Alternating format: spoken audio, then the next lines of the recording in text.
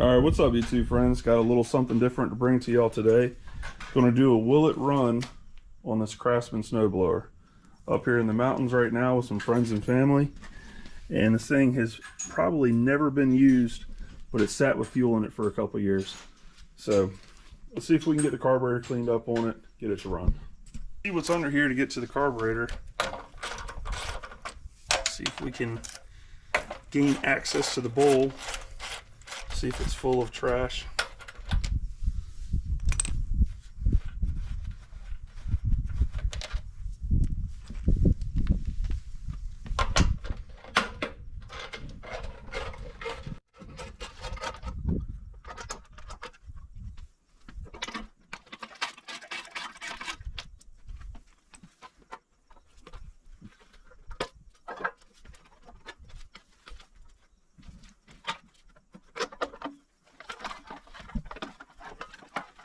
Pretty simple stuff right here.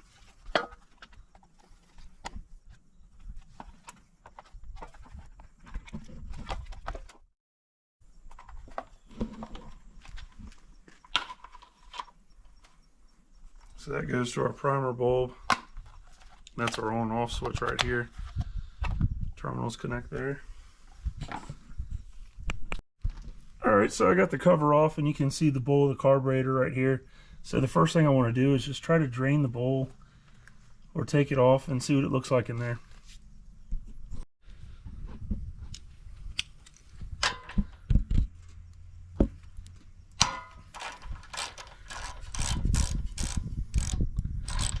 So we have fuel. It smells terrible.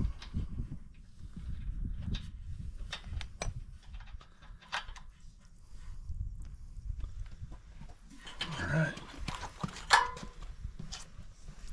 Oh, it's not bad inside there.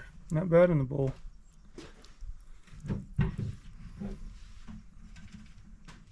Looks like the needle and seat are working properly. So we're getting fuel. We drained the bowl and cleaned that out, and I have all this cover and stuff still off of it. So the bowl didn't look too bad. I want to go ahead and try to pull it now that we have the bad gas ran out of it and some fresh gas from the tank and see what happens. Just like that. Uh-oh.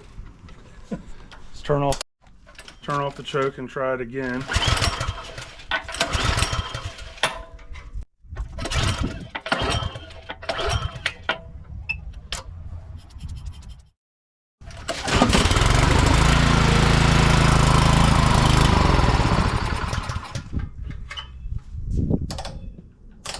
I think that's one of the things he kept doing too.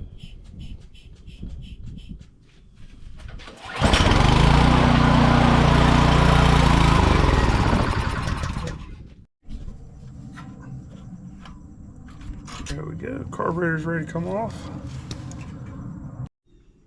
Alright, so at this point we have the carburetor taken apart, disassembled. But one big thing I wanted to point out, right here you have the main jet, and it goes right here into the carburetor. You always want to make sure that you pull out this emulsion tube and look through the holes, make sure that it's clean. If not, definitely take time to clean this up good before you reinstall it with the jet. Alright, so first thing I'm going to put the tube back in. Here, seat into place, and then we have the jet. Jet's all clean. Make sure that you can see through it. Hold it up to some light.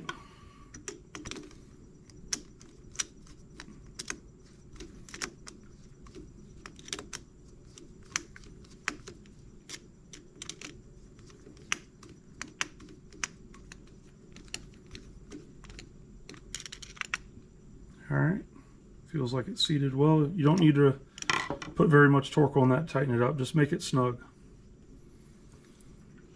Then we have our needle right here. We got the seat cleaned out in the carburetor. This has a little spring.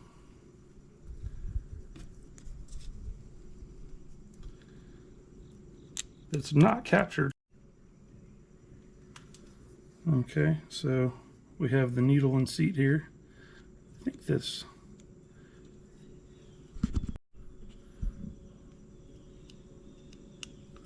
So get that. Should slide in one side or the other. All right.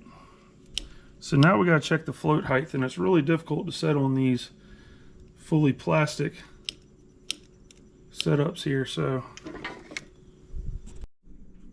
all right, so what I'm going to do real quick, I don't like the way the float height is set, and on these they used to have a metal tab to set the float height, but what you got to do now is actually heat it up so you can bend this float a little bit so I can set where the needle seals into the seat. So I'm going to go ahead and do that. All right, so we're going to go ahead and reinstall the carburetor. Gaskets on the back side. Line this up. Get it along here. Get the cables reconnected.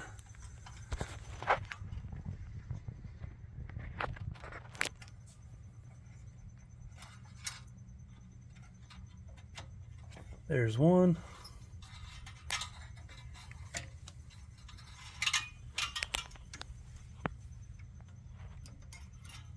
There's the other. Slide up against.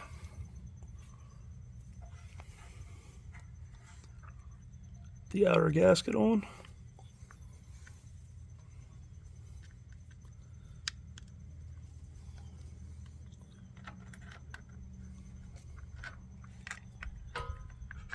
Has to slide down this way.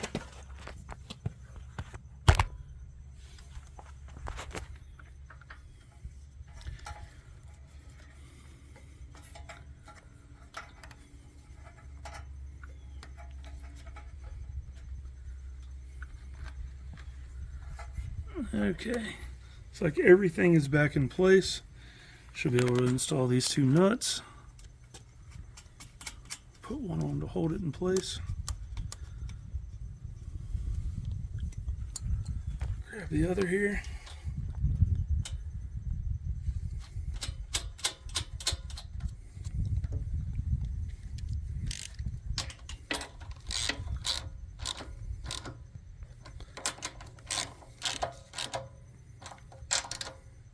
Just need to snug these up. Don't need to crush them down crazy. All right, so now what we're going to do on this, we're going to go ahead and cut this fuel line, and we're going to add a shutoff valve that we picked up so we're able to shut off the fuel coming to the carburetor so you don't have fuel sitting in the bowl. Stop there. All right, so what I've done here is I've cut the fuel line coming to the carburetor, and I'm going to add this inline shutoff valve. So go ahead and get my hose clamp ready on this side.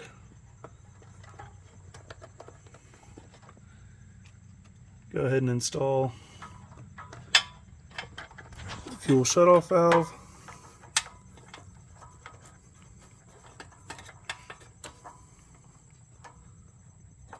Should work just like that. And I may have to trim a little bit off of this hose.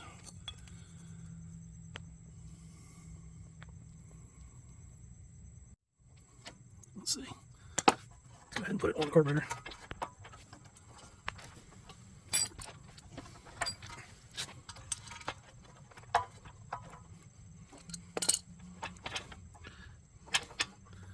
Yeah, we'll trim off just a little bit there.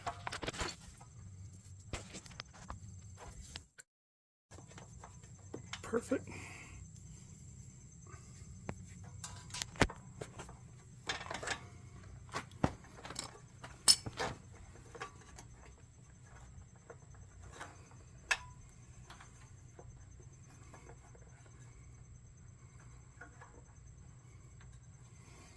All right, so let's see what happens.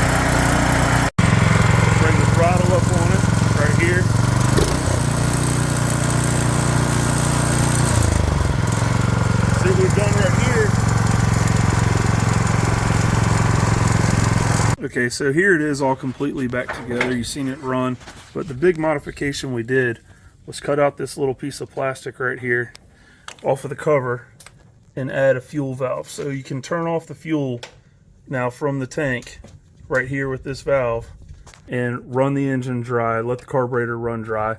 So as it sets up for the summer, don't have to worry about the fuel sludging up.